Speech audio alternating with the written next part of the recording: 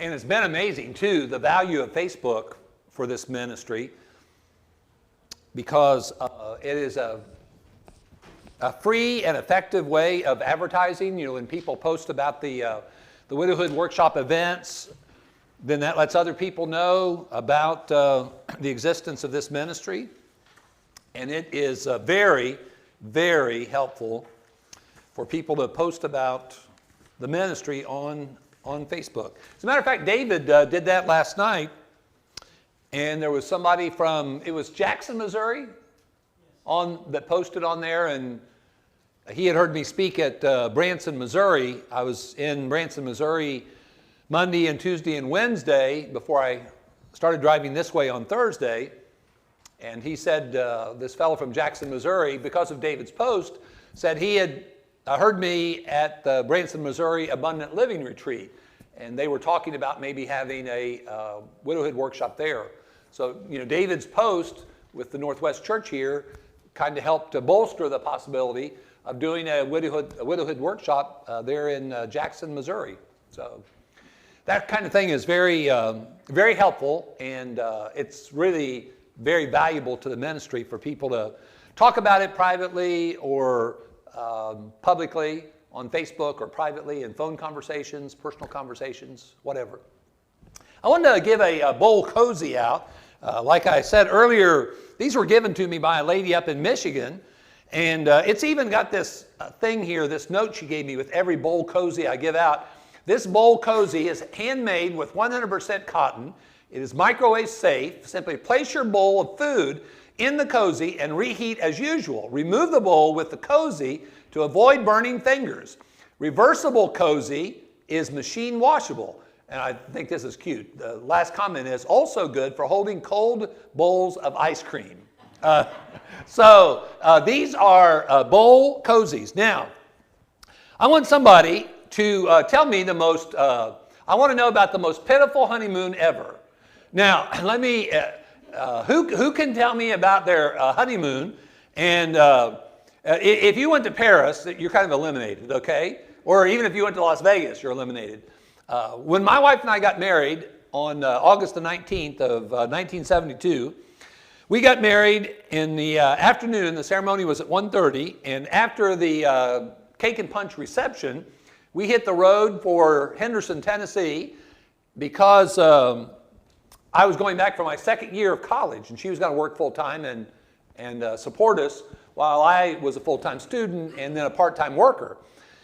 Well, on the way, when we left that afternoon on Saturday, we stopped in Florence, Kentucky, which if you're going down I-71, you go through Cincinnati and then you cross the river, and then you're right there at Covington and Florence. So we had a one-night stand in Florence, Kentucky at a motel room that was way too close to a racetrack. I remember that. I remember the sound of those cars. But we actually never had a honeymoon except for that one-night stand in Florence, Kentucky. Now, can somebody beat that? Can somebody be more pitiful than that? Anybody here? Tell me about oh no, this could be embarrassing. Sharon? What? Yeah. Well, in the first place, he had been in Guam for a year, so we hadn't seen each other for a year. Okay, he'd been in Guam for a year, and you hadn't seen one another, okay. And so he came in on a Tuesday, we were married on Saturday, so we had about an hour of premarital counseling. Who needs more than an hour? I mean, really. And then my uncle very graciously knew that we had no money, and so he had a cabin in a church retreat center, but it wasn't used much in the wintertime, so he said we could use that, and there was running water, just a little cabin. That'd be great and free. So A free honeymoon stay. I know, that's Free is good. Yeah. But then once we got there and we're checking the place out, we realized that it doesn't have running water, but it didn't have toilet facilities. They were Yeah, you win. Yeah. And it was February. February, outhouse in February. February in Ohio. Oh, that's good. Where in Ohio was that? Lancaster. Lancaster, okay. Oh, boy.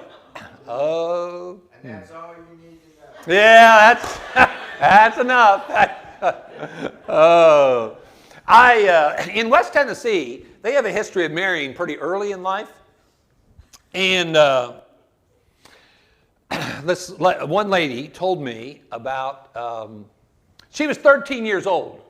13 years old. Her boyfriend came and picked her up, drove her up to where the ferry crossed the Mississippi River. Less than an hour drive, 40 minutes maybe to get there. And they crossed the Mississippi River on a ferry and went into Missouri because they could get hitched there. They couldn't get hitched because of the laws in Tennessee, but they could get hitched in Missouri. So they crossed the river and they got hitched. They came back to the river and they had a fried bologna sandwich at this place at the river. That was, I guess, their reception after the wedding. And then they crossed on the ferry and went home and announced to their two families that they'd gotten married. She was 13 years old. Her name is Elvis. Everybody knew her as Miss Elvis. She had the coolest hats. You know, just like you'd expect, if Elvis Presley were a woman, that was her. And she had these hats that sometimes they'd be glittered and they'd say Elvis. You know, everybody knew Miss Elvis. But can you imagine? I mean, I thought, well, my wife and I both thought we were stupid for getting married at 19. Can you imagine at 13? If 19 is stupid, what's 13? I don't know. I can't think of a word in the English language. How old was the groom? I think about 16. I think he was about 3 years older. Yeah. Can you imagine? Not to just outdo you, but I do have. Oh, yeah, you go ahead. I went with some friends when I was in high school. Went down to Bentonville, Tennessee. Oh, okay. I know where that is. Their mother and dad was married. She was 12, he was 14. But they had a long, good marriage and a lot of children. Yeah. Wow. That's fantastic.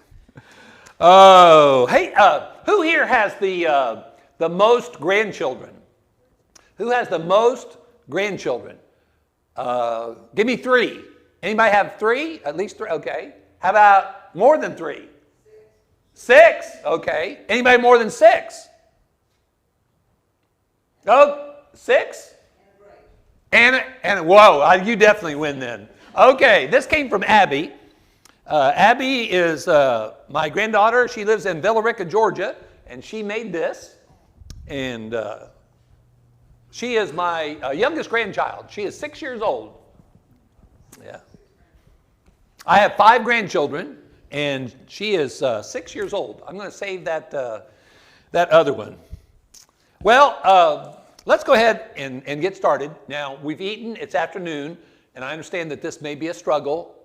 All of us struggle sometimes in the early afternoon after we've eaten. Please do not hesitate to get up and stand up and stretch if you'd like to. Feel very free about doing anything that you need to do to revive your attention, because I know it's difficult to give your attention at this time of the day. I hope that everybody got the paperwork that we passed out. I hope that maybe, I just want to try to give some information to you that might be helpful to encourage you to have a healthy perspective about your life, and maybe some help in trying to turn your trials into your triumphs, and some things that will help you to maybe deepen your gratitude and appreciate your marriage maybe even more, but just trying to provide some things that will give you some things to think about and maybe talk about if you're married, some things for you to talk about together that will help your marriage. I want to visit with you a little bit in regard to the personal perspective about widowhood, what it's like. If I had known what it was like, if I'd known a little bit more about what it was like when my father died, I definitely could have ministered to my mother more effectively. And then also my mother-in-law, for that matter. And I could have ministered to the widowed in the congregation where I was at also better if I had known what it was like. How in the world can you minister?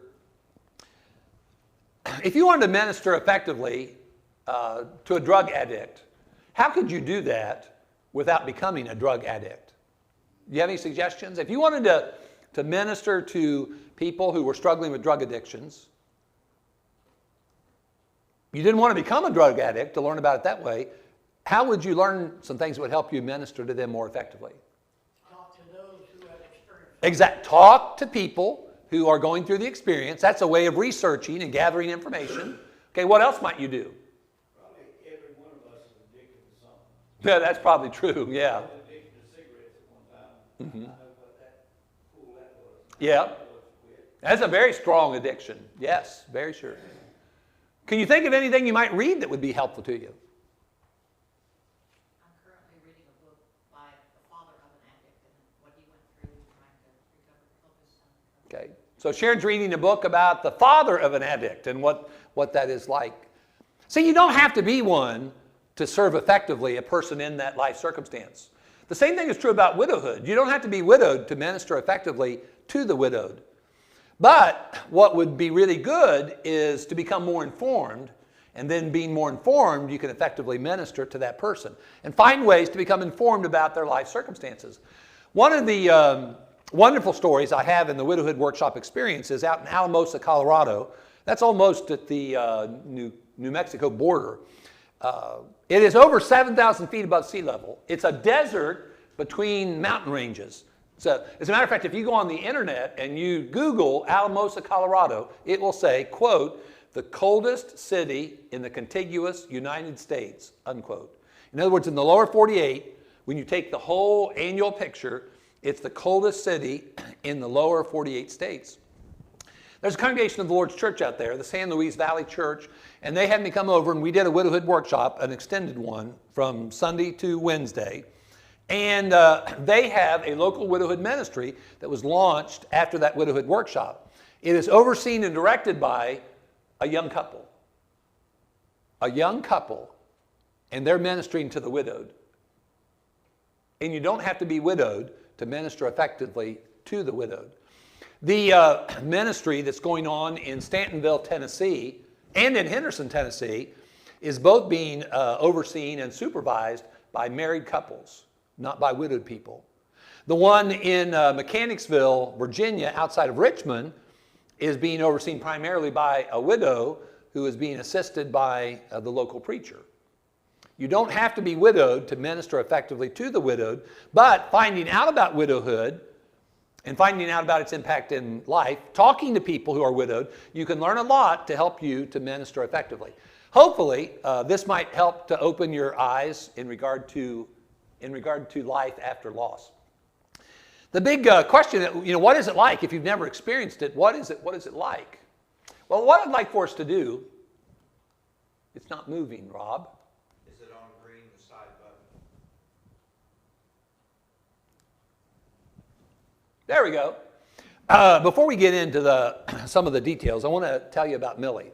I ran into Millie in Cincinnati a couple of years ago, and I was there preaching a gospel meeting in the Groesbeck Church on the north side of Cincinnati.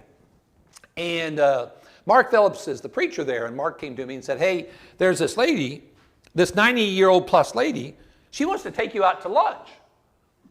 And I said, well, sure, Mark, just set it up, and I'd be more than happy to do that. So that's what he did. He set up this lunch with Millie. Millie took me to a Japanese restaurant. How weird is that? I didn't think 90-plus-year-old people went to Japanese restaurants. But she takes me out to lunch at this Japanese restaurant. And we sit down, and I did her like I often do widowed people, doing this research. After we ordered, I said, Millie, tell me about meeting your husband. Tell me about how you met your husband. Tell me about your life. And tell me about your loss. And so she told me her story. They'd been married for 63 years, and she told me a little bit about their life. She told me about how he got cancer. She told me about how they took care of that and how she ministered to him at their home. And then he died. And then she drops this bomb that I considered a bomb. She said, but that wasn't my first husband. I said, Millie? I said, tell me about your first husband. She said, well, I was pregnant. We'd already had one child, about a year and a half old, and I was pregnant with our second child. And he was in General Patton's army, and he was in the Battle of the Bulge, and he was killed in that battle. She said, I had him buried in France, quote, a decision I regret to this day, unquote. And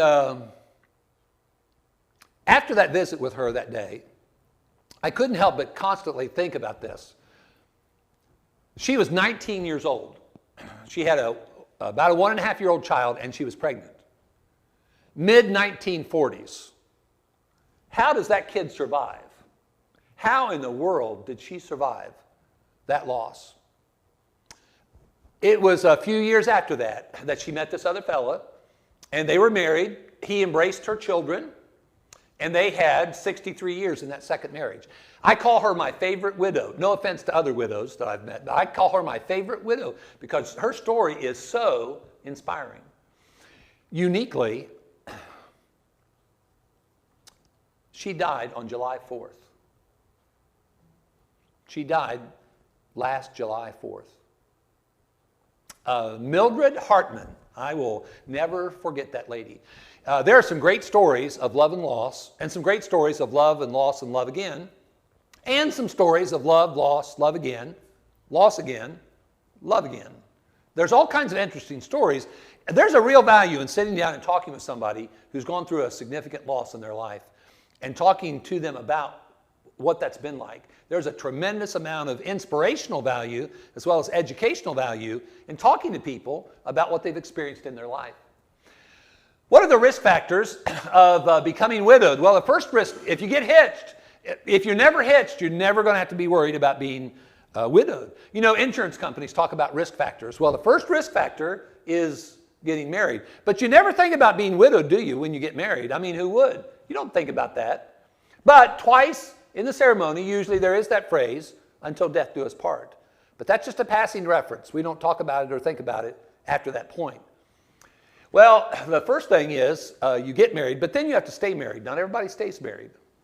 You know, there are people who end up getting divorced and remain single the rest of their lives. But if you get married and you stay married, and then you keep breathing, then you're likely to be the one left behind. It's the one that doesn't breathe that leaves. Not by choice, not by their choice, but that's the risk factors in regard to widowhood. I want to talk about, and I want to engage us all in some thinking about this. Name me some things that you would associate with widowhood, with the loss of your spouse. Name me some things that you would associate with the loss of your spouse. Loneliness. That typically is the number one thing. And I would say from all, and I think I know more widowed people than the normal person. That is the number one biggest, most difficult struggle with life after the loss of your mate. There is an emptiness there that, man, it is really hard to deal with that. By the way, Medina, Ohio, the second workshop I ever did, there was this young man, his name's Denny Hickerson. I had him at camp when he was a kid in high school, married at that point and had children. And when I asked this question, things that you would commonly associate with widowhood, Denny raised his hand. He was back in the back right side there. And I said, hey, Denny, what would you associate with widowhood? He said, age, old, being, but you know, you don't have to be old to be widowed. You don't, typically we associate age, being older, with being widowed, but boy, that is, there are a lot of younger widows and widowers, a lot of younger ones. So, you know, you've got age, you've got loneliness. What else would you associate with the loss of a spouse? Sometimes financial burden. Yeah, financial stress, okay. What else? I was going to say fear. Oh, fear, okay. What would you fear? Well, the financial piece I think would be a big part of it. And maybe just being alone, not the loneliness factor, but not having that protection that you had because you were Yeah. a widow. Fear of risk, because now you don't have that person with you. Fear of financial stress, fear of the future, because you stop and think about it. Not only has that person died, but your future with that person died. Your dreams and your hopes with that person died. You didn't just lose the person, you lost everything that went with that relationship. I mean, you were half of a whole, but what are you when the whole doesn't exist anymore? Boy, that'll really do a number on you and cause you to have some fears that you've never experienced before, because you can't even figure out who you are. Think of something else, something you would associate. I would say you're losing your biggest fan because they're the half that encourages you, Mm-hmm. listens to you, motivates you. Yeah. Good point. It's like the loss of your fan club. Yeah, the loss of your biggest fan. Your encourager, your Barnabas. We all need people in our life who encourage us, who inspire us, who pump us up. And that's a part of what the marriage experience should be about. Husbands encouraging wives, wives encouraging husbands. That's a part of the married life experience. Can you think of something else? Grief, okay. Not grief just from the loss itself, but grief, as you were saying earlier. You grieve the fact that the future that you had together is not the same, and you have to live with that grief and that changing for the rest of your life. Mm-hmm. Between that and loneliness, it has a major. It's a huge challenge to deal with. Anybody else? Responsibilities. You don't have common sharing to think through things. Yeah. Martha called me. It was in November because it was a month before her first anniversary. She lost her husband in December. She called me in November. Come to think of it, I don't know how in the world she got my phone number. But anyway, Ocala, Florida. She lived in Ocala, Florida. Her name was Martha. We must have spent an hour on the phone that night. Which, I had no problem doing. When you don't have a wife to invest your time in, spending time ministering on the phone at nighttime, especially with widowed people, can be very valuable. Martha called me, and man, she was a mess. 11 months out, she was really struggling with her life. During the course of the conversation, she said something that I'd never heard before. She said, "Dean, I hate being a man." And I sat there because I have the overdose of female issue. I couldn't help but, what in the world is she talking about? I hate being a man. And so I said, "Martha, what do you mean? I hate being a man." She said, "I hate doing what he did." I said, "Like what?" She said, "I hate taking the trash out. Taking that trash, that was his job. And now I've got to do that." And it was also, again, another in-your-face reminder that she's going to have to do everything that the two of them did together. So, I started to say that. yeah. The car. He knows so much more about the car than I do. Yeah. He knows so much more about equipment and how to fix stuff around the house than I do. And that's another fear you have. You think, if this happens, who is going to help me? How am I going to deal with this? Because he or she used to do this. Widowers are pitiful. I know because I are one. But some widows are more pitiful than others. Some widowers are more pitiful than others. Danny is a fella at the Murray City Church who lost his wife a year ago in December. Last week was Margaret's birthday, his wife that departed. It was her birthday. And I knew that, so I took him out to lunch. He's a picky eater, but one place he likes to go is Subway. So I know I can always take Danny to Subway. So we went to Subway. I called him on phone. I said, "Hey, Danny, can we go to Subway and eat?" Because we've done that before. So when we got over there, we sat and ate, and I intentionally brought up Margaret because I knew that it was her birthday. That's really, if you want to minister to widowed people, that's a very good thing to document somewhere.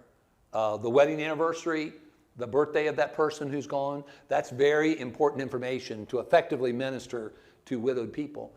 When we were sitting there, and I was telling him some really positive memories I had of Margaret. I'll tell you, Margaret, Rob, and David, I have never had anybody in a Bible class I've taught that was more prepared than Margaret was. Man, you'd better be prepared because she was prepared. She did a great job, and I was just talking about her in real positive terms. And he got kind of choked up, and he said, you know, I just don't have any reason to live anymore. He didn't see any value in his life now because his wife was gone. That old boy doesn't know how to cook. His entire married life, she worked for the government in the Social Security Department and at an arsenal in Milan, Tennessee, and with the Social Security Department in Dyersburg, Tennessee. She took care of the finances, she took care of the insurance, she took care of all that stuff. He went outside and piddled, is what he did. That was his job. And so, okay, she dies first. He came to me and he said, you know, I never messed with that stuff that Margaret did because I didn't need to. She knew what she was doing, and she really seemed to enjoy it, so I didn't want to butt in, so she just let him do it. Okay, but she turns around and dies on him. So what's he going to do now?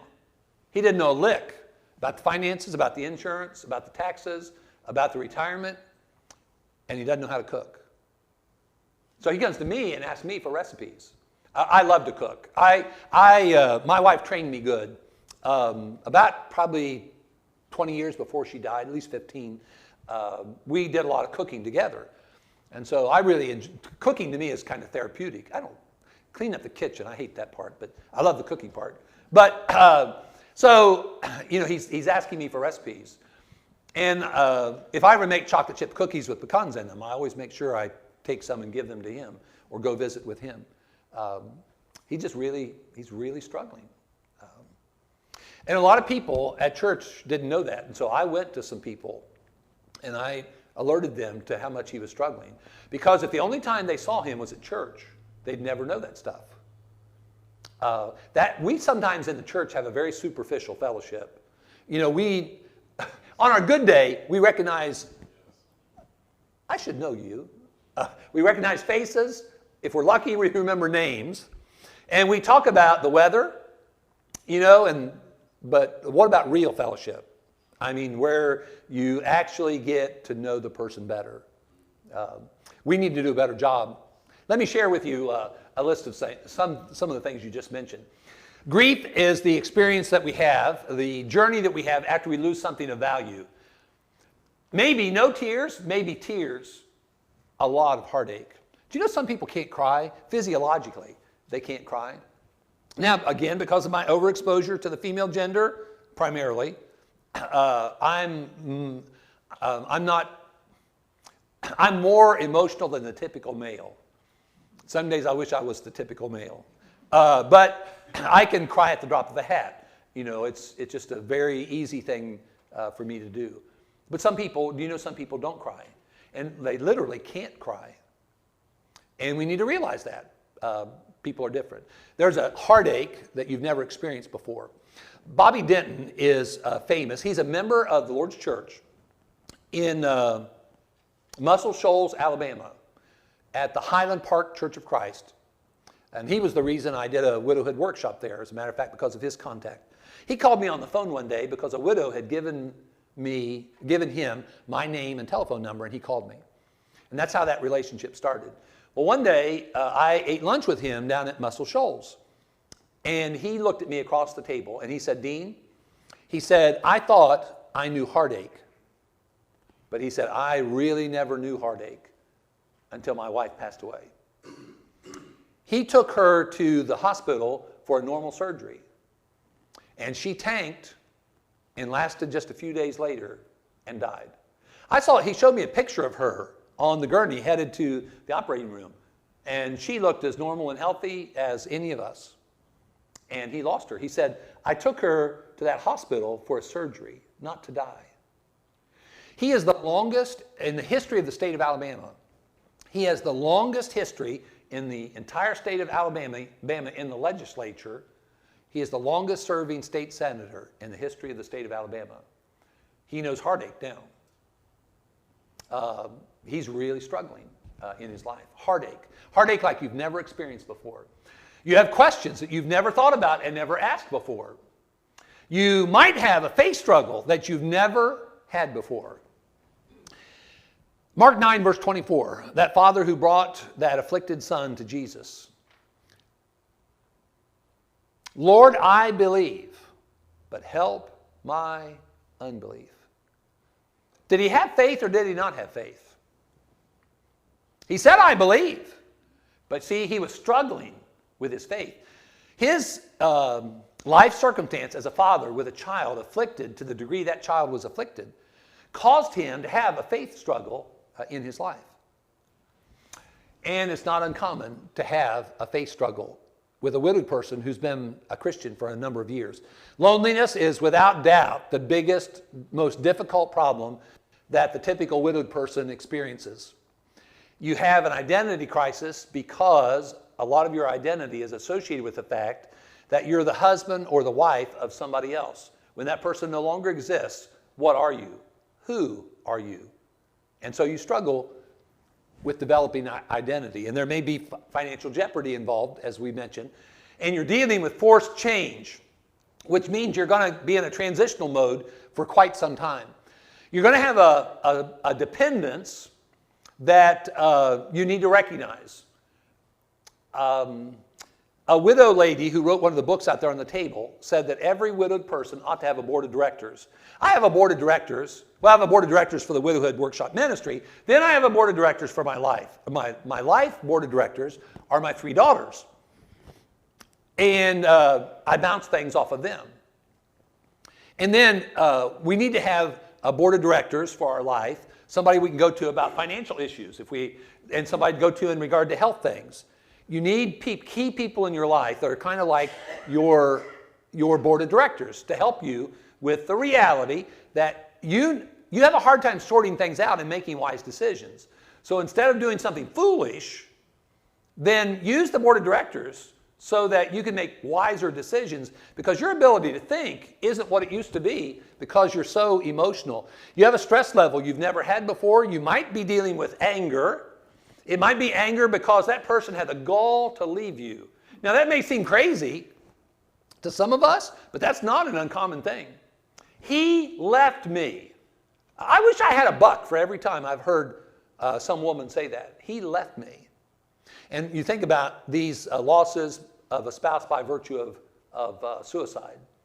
In West Tennessee, man, I have been shocked by the number of suicide cases that I have run across in the 4.5 or so years that I have been there.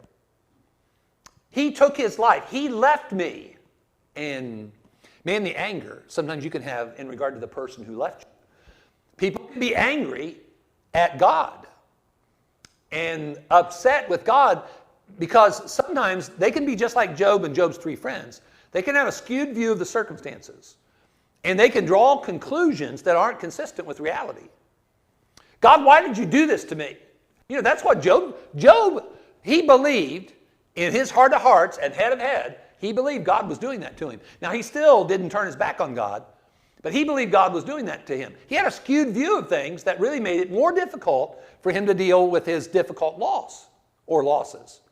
Well, people can get angry with God. We need to recognize that that's a distinct possibility. You worry like you've never worried before. You have fears that you've never had before. And you can experience a restlessness that you've never experienced before in your life. And one good old brother at the first place I ever did a widowhood workshop in Chester, West Virginia, came to me at the end of this session. And he said, Dean, I've got something that I want to add to your list about things associated with widowhood. And you know why he shared that one with me. Would you be surprised to think, to realize that there are Christians, brothers and sisters in the Lord, who are so blown away by the experience of their loss that they struggle to this extent that they'd have suicidal thoughts. Now, there's a difference between suicidal thoughts and committing suicide. There's a lot of things that we may think about that we don't do. We need to understand there's a line of demarcation between those two. I appreciated his honesty that he said that. And we have brothers and sisters in the Lord who struggle to that extent. And that shows you how important it is for us to become educated about this kind of a loss. This kind of a loss is just a very unique kind of a loss. Let me read to you a section of the book, From One Widow to Another. This is in the introduction. Imagine a single event that will dramatically change your calendar, your checkbook, your friendship network, the contents of your refrigerator, the temperature you set your thermostat, your outlook on your future, your connection with your children. And that's not all. Your appearance may change, your emotions, your sleep patterns, your theology, your social status, and possibly your address. I appreciated most of these changes, or I experienced most of these changes and more beginning April 21, 2006, the day that I became a widow. I don't like the word and still will not check that box regarding my identity. You know how single, married, divorced, widowed. She later on says, turning points in life, such as deciding to marry, divorce, becoming a parent, find a career, all these events are accomplished by large changes. The difference in these is that we choose them, but becoming a widow happens. Many of the things in my life were surprises, and many were not pleasant, but I am here. Perhaps you too have joined this elite club of the widowed, one we did not choose to belong to. Let me quote to you from Phyllis Green. She wrote a book about reflections in regard to the first years of widowhood. And in that book, she said, just as recovering alcoholics are never free from the desire for a drink, so too I am a recovering griever, never free of my desire for the life I had before. Catherine Tidd wrote a book, Confessions of a Mediocre Widow. And in that book, here's what she said. During the first year, it seemed like I was in a constant state of emotional agony. I would sit with a photo album at night on my lap and flip through pictures of a man I could not believe was actually gone. There is another book called The Widow's Mite out there on the table to show you, to try to point out how awesome, and what I mean awesome, how big, how huge that this issue is. I think this particular lady writes very well. If I could have one positive thing to come from Dale's death, it would be the ability to explain in words the utter, overwhelming sadness of the loss. One of the primary differences between the death of your spouse and the loss of anyone else is that you have a level of physical intimacy with your spouse that you just don't have with any other person. That, combined with the sheer amount of time that you spend together, heightens the loss. Until you live it, I'm not sure you can totally wrap your thoughts around the crushing magnitude of losing a beloved spouse. Even as a strong woman with a powerful faith walk, a wonderful family, and a large support group, I was brought to my knees by Dale's death. I've totally changed how I think about life, marriage, and myself. Whatever happens in the future, I will never be the same. The book, The Other Side of Grief, that's out there, it's the #1 book I would recommend to somebody who's a reader kind of a person. That book is a really great book. It's written by both a male and a female. It's called Getting to the Other Side of Grief, Overcoming the Loss of Your Spouse. And that perspective, that male perspective and that female perspective is really healthy. The female she has a nursing background. The male comes at it from what I would call a pastoral background. He has a religious background as a religious leader and a counselor type person. So they really write complementary. And in that book, here's what that female with the nursing background admitted in that book in regard to her feelings of despair. I wanted to kill myself.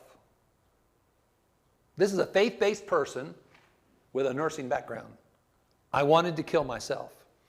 Going to bed alone at night was so hard, I would pray that God would let me die. I wanted out of this life. Can you imagine somebody struggling to that degree? You know, there are two places, I've come to the conclusion that there are two places that are really difficult for a widowed person to go, especially early on after their loss of their spouse. We've already referenced one, church, and the other one is bed.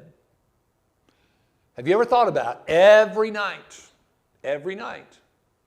There is that brutal reminder of what you've lost whenever you go to bed. I know a couple of widowers who, for months and months and months, never went to bed. They slept on the couch. That's the only way they could handle it. These were brothers in Christ who slept on the couch for many months before they ever went back to bed. Some of them had to buy a new bed and new bedroom furniture and paint the bedroom. And that's the way they dealt with it. What I try to point out is that, this is really a big, big challenge. That if you're not educated about it, if you don't become a little bit more aware of it, you'll never see the need and never be able to minister effectively to these people unless we understand just how challenging that their life is. So, why is widowhood such a difficult experience? Well, have you ever thought about this? Of all the human relationships that we have, there's only one that's described with that unique phrase, one flesh. There's only one. That's not noting a parent-child relationship or a child-parent relationship or a nephew-uncle or aunt relationship or a friend relationship at work. Remember, 7.7 billion. There's only 2 of you on the face of this earth that are in that relationship. And you lose that person. That might contribute to having a hard time. And then, think about, during the course of the marriage, what you're doing. I think this is the best definition of marriage. This is the way it ought to be. Total giving, total self, total lifetime.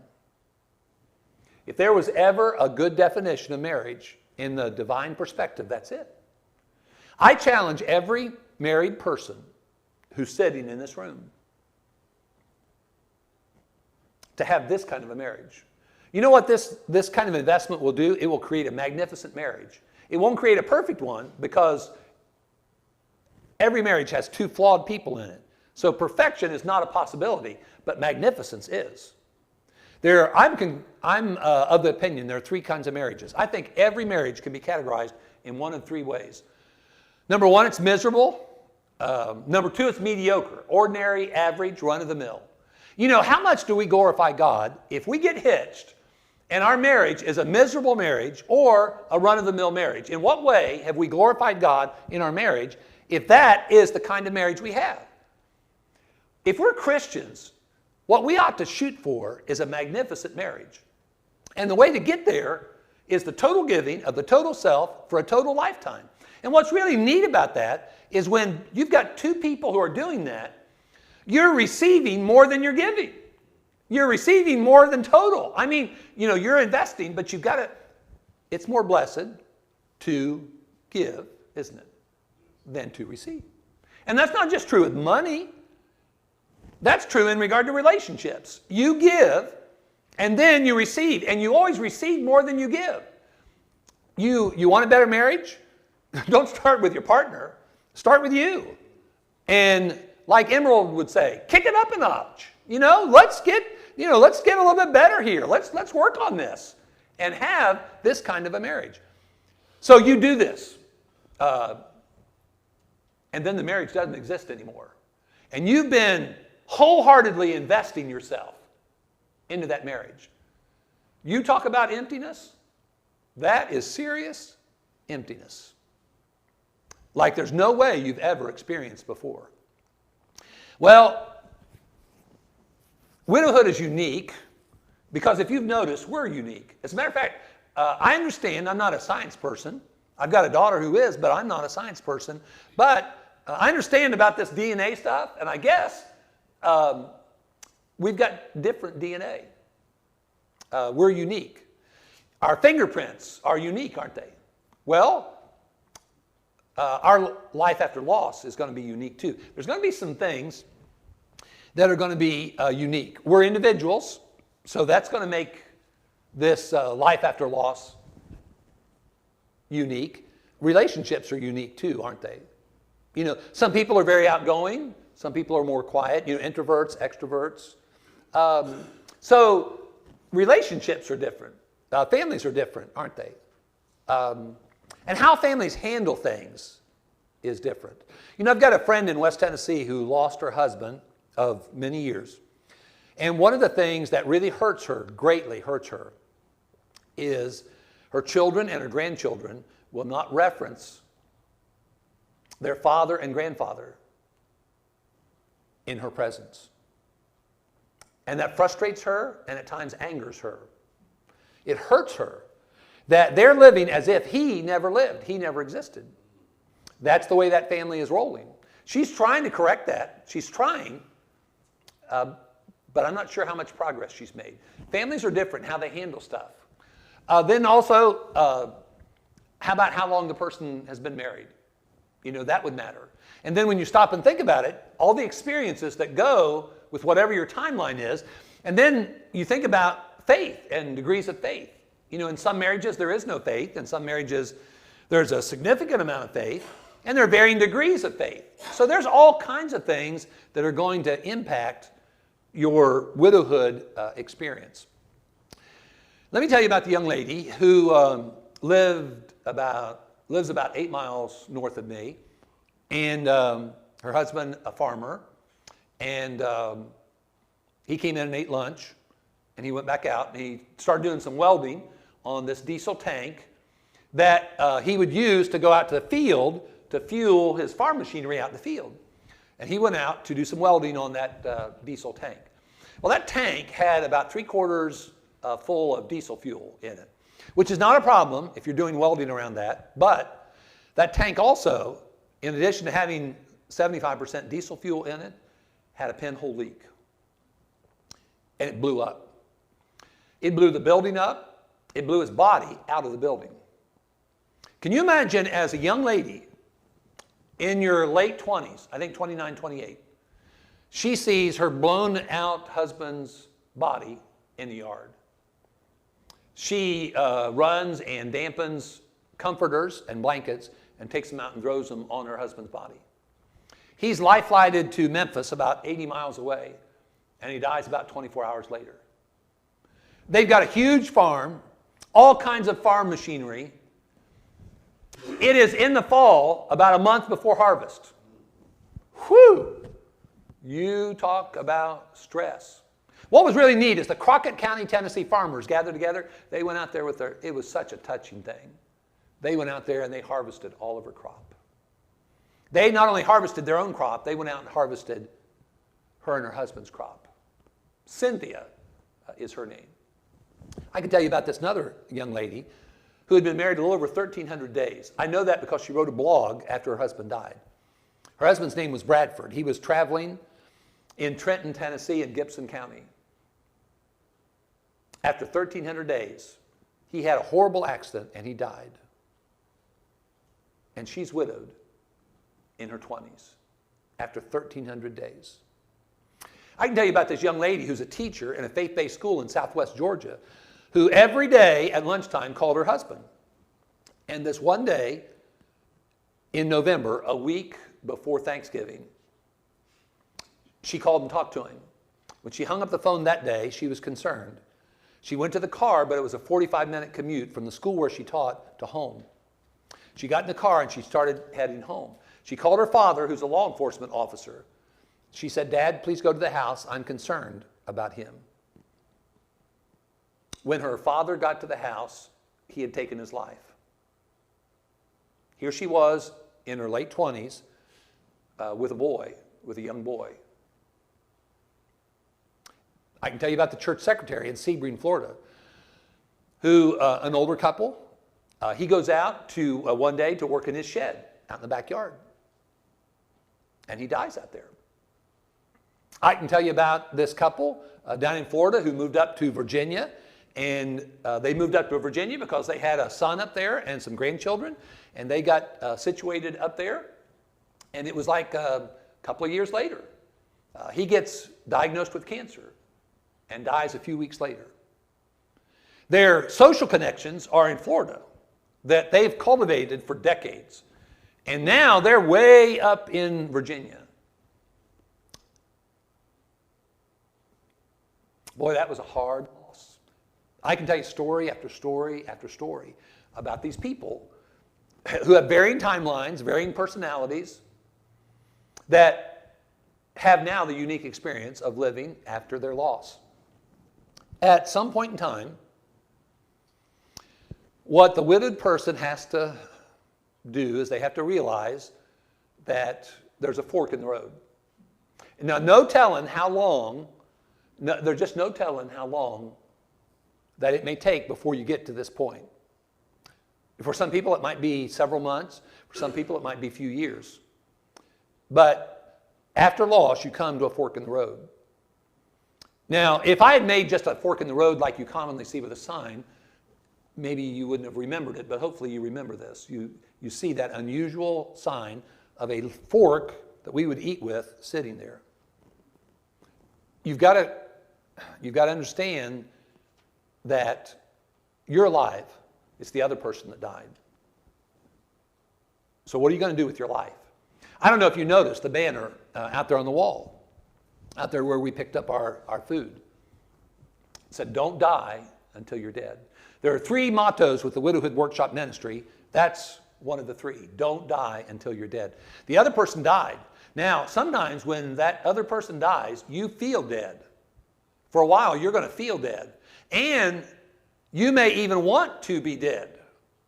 But hopefully, you get to a point in your journey, your grief journey, your life after loss, that you realize, I've got to start making, I got to make a choice. Think about a fork. When you pick up a fork, number 1, you've decided to eat, okay? Number 2, you've decided what you're going to eat. Number 3, you've decided how much you're going to eat. You see here? When you think of a fork, think of decisions. When you pick up that fork, you're making a series of decisions. And that's what a widowed person has to do. At some point in time, they've got to realize, okay, this has been agony. I barely made it to this point. And I really do think we need to really emphasize that when a person early on in their loss, even not just a spouse, but early on in regard to a loss, I would not even talk to a person using the word cope. I think that's way too high of expectations. How about let's talk about survive? Let's just talk about survive. I don't know, this young lady that I was introduced to about a month ago or so, 34 years old, was awakened one morning by her 35-year-old husband having a heart attack.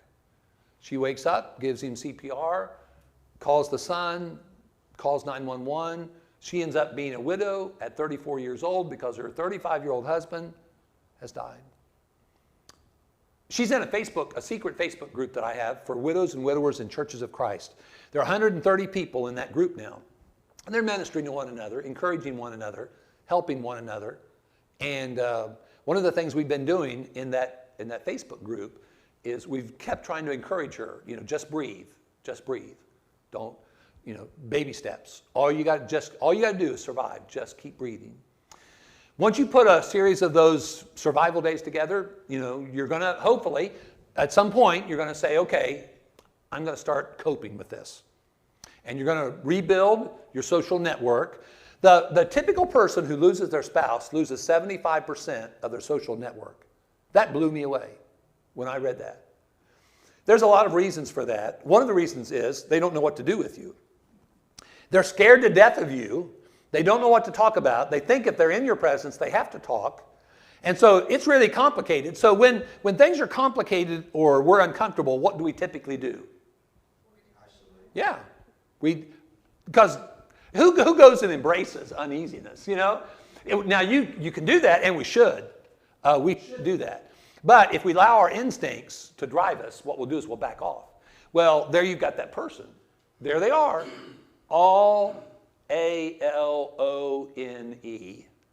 And we backed off. And we're their brother, their sister. And that's a real difficult struggle. Let me tell you about something I have a real hard time with in the church. I thought I'm a relatively reasonable, patient person. Okay, I said relative. Okay, don't make fun of me.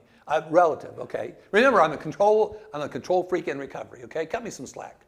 But man, I have a real hard time controlling myself when I hear somebody say this. Don't tell me if you ever said this before, even if you have. Don't be that transparent with me today. People will often say, that's out of my comfort zone. Whew. Chain me up, pull me away. I just want to climb their ladder. It's out of my comfort zone. The cross represents two things, I think, generically, represents two things. Number one, conviction. God had convictions about the depth of his love for us. He had convictions about the awesome, ugly, horrible power of sin. He had deep convictions about what sin was doing to us, and he had convictions about his deep love for us. That cross represents conviction. It also represents compassion. Christianity is not about comfort. Don't be feeding me this line. It's out of my comfort zone. Jesus didn't go to his comfort zone when he went to the cross. He went to a place of conviction where he suffered agony.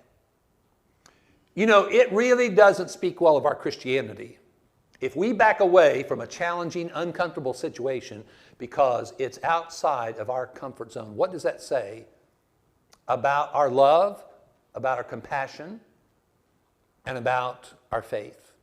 It doesn't speak well. We need to be willing to embrace even the uncomfortable. And it can be very uncomfortable, sometimes ministering to the widowed. Helen Keller, all of you recognize her name. When one door of happiness closes, another opens, but often we look so long at the closed door, we do not see the one that's open for us.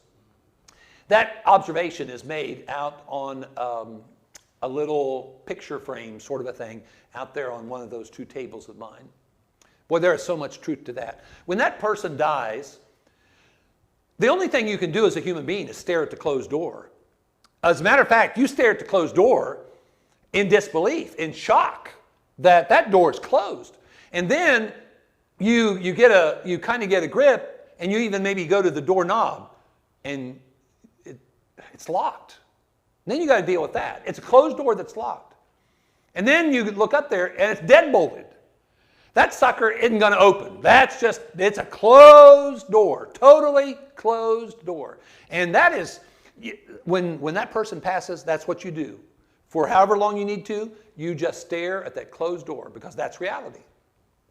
But at some point in time, when the fork, recognize that fork is on your grief journey road, you've got to realize that there's more to life. There's more to life than just staring at the closed door. Now, that staring at the closed door is therapeutic for a while. It's therapeutic. It's what you need to do. Just like crying. That's something that we need to do when we're grieving.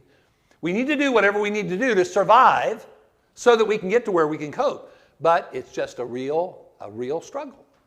But at some point in time, we have to find out, what about the open door? What can I do? You know what you can do with your loss?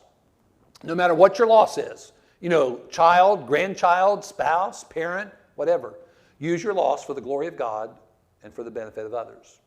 Use your experience to the glory of God and to be a blessing to others. That can be an open door we can all choose. What am I going to do? Now that I'm all alone, my husband or my wife has left me, and what am I going to do? Some of you probably know Kathy Gifford. You maybe have watched her on TV for a number of years. She was married to Frank Gifford, the great halfback of the New York Giants, and they were married for 29 years. He died in 2015. There was an article in AARP magazine. I don't know if any of y'all are old enough to get that magazine, but AARP magazine, the April-May issue, she was interviewed about the loss of Frank. And she used two words together that I thought was interesting. In that article, she referenced her crippling loneliness. She didn't talk about her loneliness. She referenced her crippling loneliness. But she's back on TV. She's doing commercials. She stared at the closed door for a long time, but she also sought to look for open doors to move on with their life. There's a lot of life choices that we're going to have to make. The Bible says that when you lose your spouse, you're released or free. Now, that doesn't suggest that you ought to be trying to be the opposite of released or free in the near future. As a matter of fact, Sunday evening, we're going to talk about that. When have you ever spent any time in a group of other people where you've talked about marriage and remarriage after a marriage? It's very complicated. We do need to talk about that. But you are free in regard to that marital relationship. I had a 77-year-old person at church, I love her dearly, who came to me one Sunday evening, and she said, "You still feel like you're married to Ruth Ann, don't you?" And I said, "No, I don't." I found out why she asked me that question. Because she said that she still felt married to her husband. Now, biblically, she's not. Legally, she is not. But in her heart, she is. See, now that's confliction, where there's this reality that you're not connected with that person, you're not married, but inside of you, you are. So you've got this confliction going on inside of you, which again, that's going to be a confusing thing to deal with. You see these phrases used about the unmarried, without care. Now, that's not talking about literally without care. It's talking about without the care and responsibility that goes with the marriage relationship. And how that a person who doesn't have those marital concerns or responsibilities cares for the things of the Lord, can be pleasing to the Lord, and in a sense is without distraction. Now, he is not bad-mouthing marriage here. He's the same person who wrote Ephesians 5, where he really talks glowingly about the marriage relationship and about the husband sacrificially loving his wife and the wife responding with profound respect. It's the same person who wrote both those passages. He's not disrespecting marriage. What he's pointing out here is that a married person does have some characteristics that are unique because they're now more available, more flexible, and they have an experience that really makes them well fitted to be of help to others. So what can you do if you've gone through the agonizing loss of a child to the world, to the devil? Or you've gone through the agonizing experience of divorce? Or you've gone through the agonizing experience of losing your health and you're a terminal cancer patient? Or what if you've lost your spouse?